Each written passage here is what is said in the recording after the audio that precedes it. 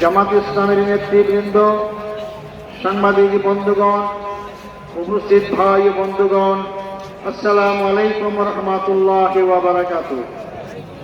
আপনারা অধীর আগ্রহে বসে আছেন আমাদের সম্মানিত আমিরি জামাতের বক্তব্য শোনার জন্য। তিনি দিক নির্দেশনা দেবেন।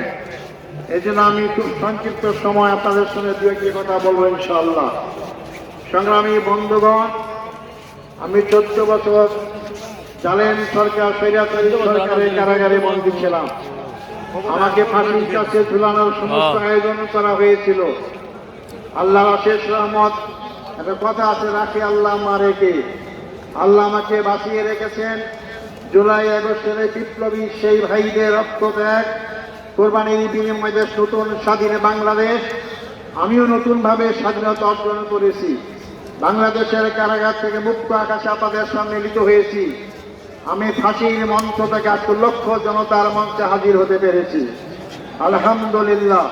সংগ্রামী ভাই ও বন্ধুগণ, আমার অতীত যারা নেতৃবৃন্দ ছিলেন তাদেরকে হত্যা করা হয়েছে।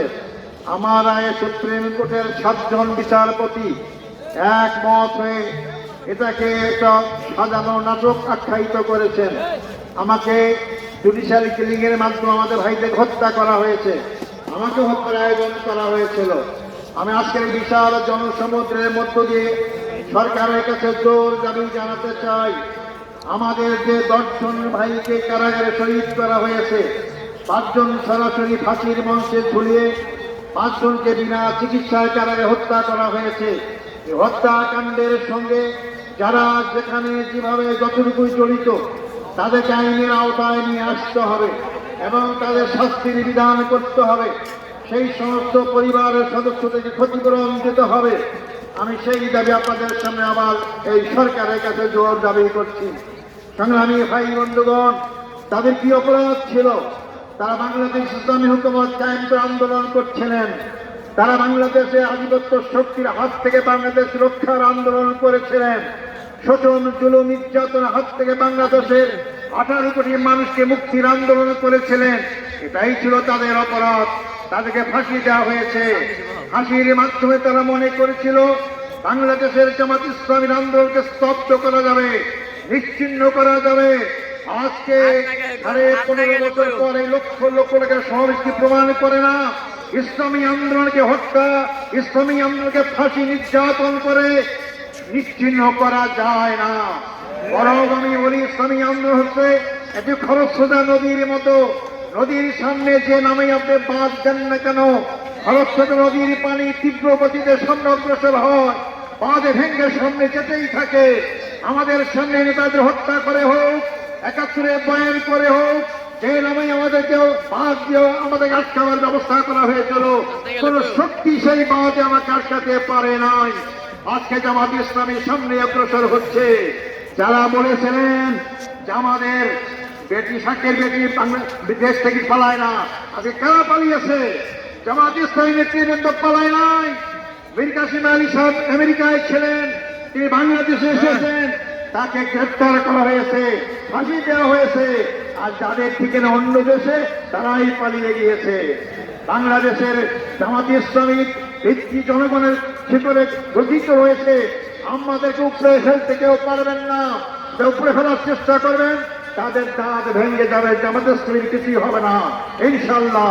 সংগ্রামী ভাই বন্ধুগণ, আমি শেষ কথা বলতে চাই, 54 বছরে বাংলাদেশে দেখলাম, এই 54 বছরে বাংলাদেশের ভাগ্যের পরিবর্তন হয় নাই। জনগণের নেতার পরিবর্তন হয়েছে, তাদের অনেক বাড়িগাড়ি হয়েছে, জনতার পরিবর্তন হয় নাই। জামাত ইসলামী তার প্রতিষ্ঠা লগ্ন থেকেই বিশ্বাস করে মানুষের তৈরি আইনকে মানুষের ভাগ্যের পরিবর্তন হয় না। যে ভাগ্যের মালিক আল্লাহ, যে আল্লাহ আইন দিয়েছে, নেয়নি মানুষের ভাগ্যের পরিবর্তন করতে পারে। আগামী দিনে আমাদের জনগণের ভাগ্যের পরিবর্তন করতে হলে, 18 কোটি মানুষের ভাগ্যের পরিবর্তন করতে হলে, 18 কোটি মানুষের সৃষ্টিকতা মহান রব্বুল আলামিনের আইন দ্বারাই এই ভাগ্যের পরিবর্তন সম্ভব। আগামী দিনে আমাদের স্লোগান হবে, আল্লাহর আইন চাই, সত্যকের শাসন চাই। আল্লাহর আইন কানের পাশাপাশি জামাত ইসলামী সব লোক তৈরি করার চেষ্টা করছে। 2 মন্ত্রী প্রমাণ করেছে বিগত 5 বছরের শাসনে একটি পয়সার দুর্নীতির প্রমাণ কেউ পেশ করতে পারে নাই। এই জাতীয় লোকরাই যদি আগামীতে নির্বাচনে জয়লাভ করে ক্ষমতায় যায় আর সংসদে আল্লাহর আইন পাস করে, তাহলে অবশ্যই বাংলাদেশে আগামীতে মানুষের ভাগ্যের পরিবর্তন হবে। সংগ্রামী ভাই বন্ধুগণ, শেষ কথা হচ্ছে বাংলাদেশ জামাত ইসলামী প্রচলিত অর্থে কোন রাজনৈতিক দল নয়। মনে রাখবেন, বাংলাদেশ জামাত ইসলামী প্রচলিত অর্থে ধর্মীয় দল নয়। বাংলাদেশ জামাত ইসলামী পূর্ণাঙ্গ ইসলামী আন্দোলন। ইসলামের বাইরে আমাদের কোনো সম্পর্ক নেই। মানবিক সমাজ গঠন করতে চাই। মানব রচিত আইন দিয়ে মানবিক সমাজ গঠন হবে না। মানুষ মানুষের পক্ষে বিপক্ষে আইন তৈরি করতে পারে।